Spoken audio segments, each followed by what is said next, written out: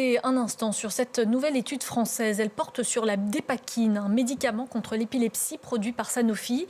Il a déjà été prouvé qu'il était dangereux lorsqu'il était pris par une femme enceinte. Il peut provoquer malformations et troubles du développement. Eh bien, on apprend cette semaine qu'il peut aussi perturber le développement d'un enfant s'il est pris par le père dans les mois qui précèdent la conception. On va en parler avec vous, Martin. Bonsoir. Vous êtes responsable de l'association d'aide aux parents d'enfants souffrant du syndrome de l'anticonvulsivant. Vous avez vous-même 2 enfants victimes de la dépakine. Est-ce que vous aviez connaissance qu'une vaste étude était menée en France sur le sujet? Est-ce que ces résultats sur l'homme, sur les pères, vous surprennent? Oui, bonsoir. Non, mais ces résultats ne me surprennent pas parce que finalement, c'est moi qui ai lancé l'alerte en 2011 en créant l'association de victimes, puisque donc je suis une femme épileptique qui a consommé ce médicament pendant la grossesse et mes 2 enfants sont handicapés. Et en fait, dès le départ, quand j'ai médiatisé le scandale en 2016, j'ai commencé à recevoir énormément d'appels de papa dépakine, comme je dis, c'est-à-dire qu'ils me disaient que effectivement, ils n'avaient pas été enceintes, bien sûr, mais ils avaient pris ce médicament et leurs enfants présentaient les mêmes troubles neurodéveloppementaux que chez les femmes qui l'avaient pris pendant la grossesse. Donc, quand on a 1 cas, 2 cas, on se dit au début, bon, c'est le hasard. Et puis, quand on arrive à avoir une trentaine de papas dépakine, comme je les appelle, on se dit que c'est plus du hasard. Et en fait, quand dès le départ, quand même, j'ai travaillé avec l'agence du médicament pour justement faire changer les conditions de prescription chez la femme, je les ai tout de suite alertés de ces appels des papas dépakine. Et en 2017, quand on a commencé à mettre en place l'interdiction pour la femme enceinte et les pictogrammes sur les boîtes de médicaments, j'ai demandé à l'Agence européenne du médicament qu'une étude soit diligentée sur les pères. Elle a mis 6 ans à être publiée et donc en 2023, en fait, l'agence européenne a confirmé qu'il y avait bien un problème lorsque la dépakine était prise par le père et ça a été en fait la première étude d'ampleur, mais qui était faite avec des données danoises et suédoises du nord de l'Europe. Et à ce moment-là, dans la presse spécialisée scientifique, il y a eu des mouvements qui ont commencé à contester ces études en disant que ce n'étaient pas les bonnes données, qu'ils ne trouvaient pas non plus de signal. Donc moi, j'ai tout de suite alerté à nouveau l'agence du médicament en disant regardez, il y a des gens qui contestent ces études, c'est pas possible de continuer comme ça, on va pas refaire un scandale de la dépakine pour les hommes où on va remettre en cause finalement les décisions des agences européennes et françaises. Il faut que vous preniez les datas finalement de la sécurité sociale en France et que vous traciez finalement ces pères qui ont pris de la dépakine. Et c'est ce qu'ils ont fait. Et aujourd'hui est enfin publié le résultat de ces datas finalement françaises qui, il faut le dire, sont très robustes parce qu'elles ont été faites sur un très grand nombre d'enfants issus de conception sous dépakine prises par le père. On parle de combien de victimes de la dépakine en France? Alors, chez les hommes, moi j'ai publié des chiffres quand j'ai sorti mon livre Dépakine, le scandale, je ne pouvais pas me taire en 2017. J'avais parlé de entre 30 000 et 50 000.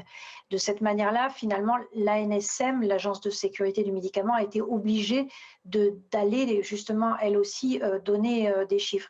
Et en fait, elle avait publié à cette époque environ 5 000 enfants avec des souffrant de malformations et 30 000 pour les troubles neurodéveloppementaux de type autisme, trouble 10, trouble de l'attention.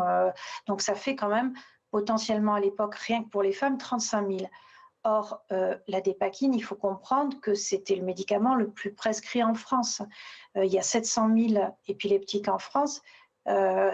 Potentiellement, ça fait un nombre de victimes énorme parce qu'il est sur le marché depuis 1967, ça fait presque 60 ans. Donc, potentiellement, il peut y avoir énormément de victimes pour les hommes aussi. On comprend que ce médicament pris par un père ou une mère peut donc avoir des effets sur le développement de l'enfant à naître. Qu'en est-il de cet enfant, justement, si lui-même a de propres enfants? Est-ce qu'il prend un risque? Là aussi, oui, malheureusement, j'ai alerté parce qu'en fait, je me suis aperçue au fur et à mesure de mes recherches que la dépakine était mutagène et reprotoxique. et qu'elle avait été utilisée pour soigner certains cancers parce qu'elle avait la propriété de réveiller des gènes fainéants. Et là, je me suis dit, mais donc potentiellement, les enfants qui sont issus de ces mères qui ont pris de la dépakine, ils ont finalement une enveloppe de l'ADN qui a été modifiée. Et effectivement, parce que certains enfants dépakine se portent quand même bien, sont devenus adultes et se sont à leur tour mariés et ont eu des enfants.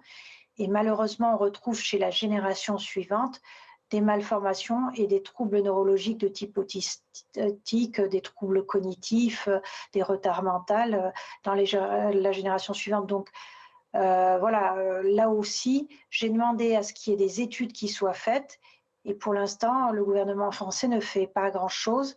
Du coup, moi, depuis plus de 10 ans, je récupère des datas et c'est vrai qu'en 2021, j'ai publié dans une revue américaine, Pearce Research Defect, la première étude sur l'impact transgénérationnel, donc le fait de transmettre à son tour des malformations et des troubles, qui confirmait finalement sur une centaine de cas que les petits-enfants dépakine pouvaient être atteints également. C'est un scandale qui a été porté devant les tribunaux. On en est où aujourd'hui? Est-ce que les potentiels responsables ont payé? Est-ce que le médicament est toujours autorisé aujourd'hui? Alors oui, j'ai fait condamner Sanofi dans mon dossier personnel dans une procédure au civil pour le handicap dont souffrent mes enfants. Devant le tribunal judiciaire de Paris, c'est tombé en septembre 2024. Bien sûr, ils feront appel et ils iront sûrement jusqu'en cassation, mais on a fait condamner également l'État. Dans le cadre, parce que l'État, normalement, est le gendarme du médicament, il doit s'assurer du contenu de la notice du médicament. Et là aussi, il a failli finalement parce qu'il n'a pas assuré son rôle de gendarme et il n'a pas mis la notice en conformité avec la littérature scientifique. Donc, j'ai fait condamner également l'État. Mais j'ai mis aussi en place un fonds d'indemnisation pour les victimes de la dépakine auprès de l'Office national des accidents médicaux. Donc aujourd'hui, il y a plus de 1000 victimes qui ont été indemnisées pour un montant total de 120 millions d'euros. Mais ce que je déplore, c'est qu'aujourd'hui, le laboratoire Sanofi ne veut pas participer à ce dispositif d'indemnisation et refuse de payer sa part. Donc aujourd'hui, c'est avec de l'argent public que les victimes sont indemnisées. Donc ça, je le déplore et justement, j'alerte le gouvernement français sur le fait qu'il est important de prendre une position claire et de dire au laboratoire Sanofi, qui encore une fois a été condamné dans les tribunaux, qu'il faut qu'il paye et qu'il indemnise les victimes de la dépakine. Actuellement, on en est à peu près à une trentaine de dossiers de victimes indemnisées devant les tribunaux. Et j'ai gagné aussi avec la PESAC que je préside, donc la seule action de groupe en matière de santé également. Et j'ai fait condamner Sanofi pour le défaut d'information finalement contenu dans la notice du médicament. Et le médicament continue d'être prescrit aujourd'hui? Oui, je n'ai jamais demandé son interdiction parce qu'il faut bien comprendre qu'une crise d'épilepsie, on peut en mourir. Donc mon but n'était pas de priver certaines patientes qu'on dit pharmacorésistantes, c'est-à-dire qui ne peuvent pas se passer de ce traitement, de ce médicament, sinon elles risquaient leur vie.